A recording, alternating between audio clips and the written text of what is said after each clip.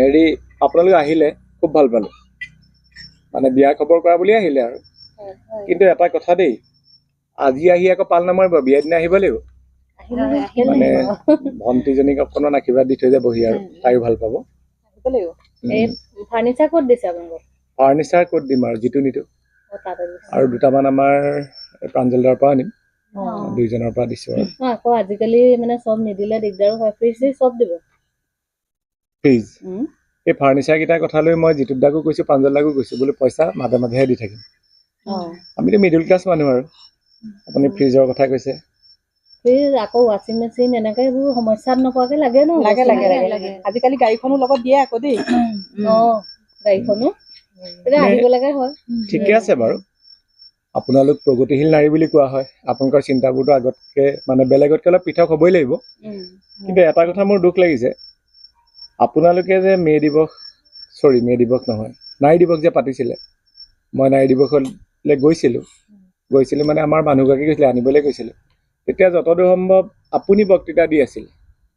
আৰু বক্তৃতাটোত আপুনি কিছুমান তথ্য দিছিলে যে যৌতুকৰ কাৰণে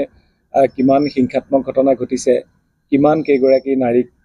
মানে তেওঁলোকে জীৱনো আহুতি দিবলগীয়া হৈছে সেইকাৰণে দিবলৈ কৈছে আপুনি কিন্তু সেইদিনা যৌতুকৰ প্ৰতিবাদ কৰিছিল আৰু আপোনালোকে প্ৰতিবাদ কৰা মানুহখিনিয়ে যদি এনেকুৱা ধৰণে সমৰ্থন কৰি বোলে ফ্ৰিজ এটা দিব লাগে আপুনি কি কৈছিলে ৱাশ্বিং মেচিন আপুনি গাড়ী পালেগে গাড়ী এখনৰ কথা কৈছিলে আপোনালোকৰ যদি এইবোৰ চিন্তাধাৰা থাকে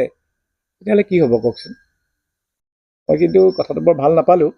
আৰু যি কি নহওক খালি মোৰ এটা অনুৰোধ থাকিব চাওক আপোনালোকক বহুত মহিলাই অনুসৰণ কৰে গতিকে মই ভাবিছোঁ আমাৰ ঘৰতে যাতে যৌতুকৰ কথাটো আপোনালোকে শেষ আলোচনা কৰিলে আৰু ভৱিষ্যতে কাৰোবাৰ ঘৰত বিয়াৰ যদি খবৰ কৰিবলৈ যায় তেতিয়া অন্ততঃ প্ৰতিবাদ কৰি থৈ আহিব একো নিদিব লাগিব আৰু যদি দৰা ঘৰৰ মানুহেও বিচাৰে তেতিয়াহ'লে দৰা ঘৰৰ মানুহকো আপোনালোকে যোগাযোগ কৰি ক'ব গম পাইছেনে মই মানি লৈছোঁ আপোনাৰ সামৰ্থ্য আছে আপুনি দিছে কিন্তু এখেতৰ নাথাকিবও পাৰে আৰু সেইটো তুলনামূলক কৰি পেলাই এতিয়া পৰিয়ালৰ যিবিলাক হিংসাত্মক ঘটনা তাৰ পৰা আৰম্ভ নহয় জানো বেয়া নাপাব দেই মই হাত জোৰ কৰিছোঁ বেয়া নাপাব কোনো বাৰু আপোনালোকৰ গাতো দুখ নাই কাৰণ এতিয়া দেশ চাই ভেশ আৰু যুগৰ লগত খাপ খাবলৈ যাওঁতে আমাৰ এনেকুৱা হৈছে আৰু কি হৈছে জানেনে নাই বাইদেউ আজিকালি নিবনুৱাসকলৰ কাৰণে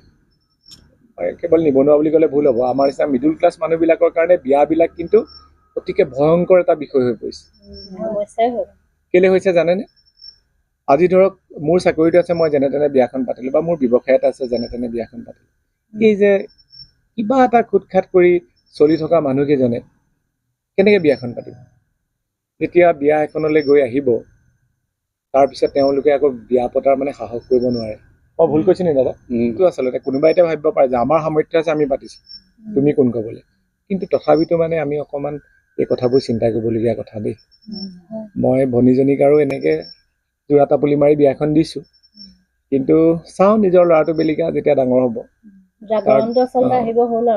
খুব সাধাৰণভাৱে পাতিম বুলি ভাবিছোঁ আৰু মোৰ এইটোৱে অনুৰোধ থাকিব যে আমাৰ ঘৰৰ চোতালৰ পৰাই আজি আপোনালোকে এইটো আৰম্ভ কৰক যাতে যৌতুক লোৱা আৰু যৌতুক দিয়া লগত বস্তুকেইটা দি পঠিয়াটোৱে যৌতুক আকৌ মানে চাপৰি যোৱাটোকে পূজা বুলি কয় হা আপুনি উপজাচি দিয়া মানে আপুনি আন এগৰাকী মানুহক ইনফ্লুৱেঞ্চ কৰিছে যে তোমালোকেও দিব লাগিব কিন্তু আপোনালোকে বন্ধ কৰকচোন আৰু মোৰ দৃঢ় বিশ্বাস আছে আপোনালোকে পাৰিব কাৰণ বহুত জেগাত দেখিছোঁ নহয় মদৰ দোকানবোৰ বন্ধ কৰিছে অবৈধ যিবিলাক মদৰ দোকান গতিকে যৌতুকটো আপোনালোকৰ কাৰণে সাধাৰণ কথা বন্ধ কৰাটো বেয়া পাইছে নি বিয়াত যদি নাহে তেতিয়া কিন্তু গম পাম আকৌ